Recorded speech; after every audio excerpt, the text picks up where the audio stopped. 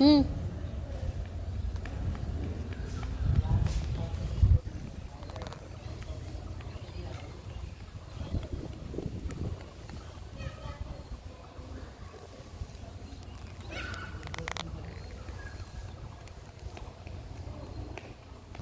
Hello বন্ধুরা, তো রুশি আজকে এসেছে নতুন স্কুলে অ্যাডমিশন হতে। আর এসে তো খুব খুশি, মাঠে ছোটাছুটি করছে। অ্যাডমিশন হয়েও গেছে, তো একটু সামান্য কিছু কাজ আছে, তার জন্য বসে আছি আর ও মাঠে ছুটোছুটি করছে। তো এই ছোট্ট রুশি দেখতে দেখতে বড় হয়ে গেল, আজকে স্কুলে অ্যাডমিশন হলো। আস্তে আস্তে বড় হবে।